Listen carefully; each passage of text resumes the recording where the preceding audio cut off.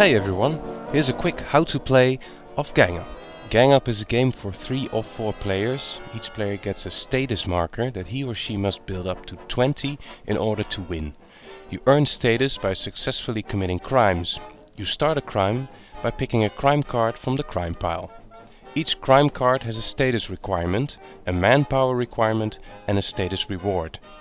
You can play a crime card if your gang status is at least as high as the required status on the crime card. Everything you can do depends on your status. You can add manpower to the crime by placing your gang member cards next to the crime card. Each member needs a certain gang status to be playable. By adding more members to a crime, their total manpower will add up. Also take note of the additional skills they might have. If you don't have enough manpower, you can ask a fellow gang to join in. If the crime is completed successfully, both gangs get the full status reward. Other players can influence the outcome of the crime by playing influence cards. These can be either summon the police, let a gang war break out between gangs, or let a gang member defect.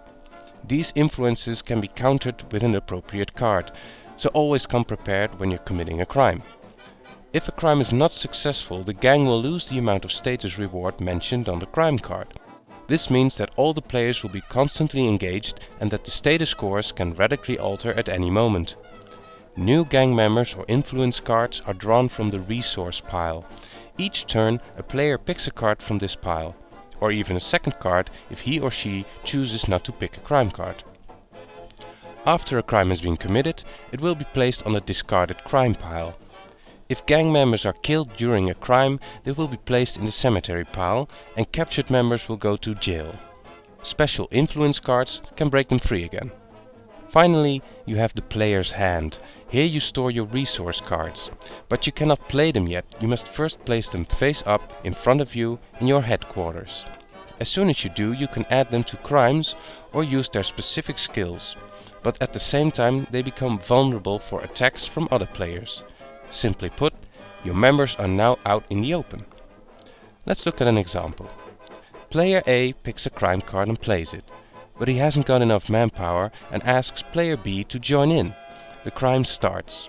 Suddenly, player C influences the manpower total by defecting one of the members to his own gang. But luckily, player B can deflect this by playing a counter-influence card. Both A and B win +4 status. This time the teaming up was successful, but perhaps the next time player B walks away with all the status. Always have something extra to counter an unexpected change of plans. Think about when to strike and when to lay low. The biggest crime lord of Crimetown is not only a criminal, but a mastermind as well.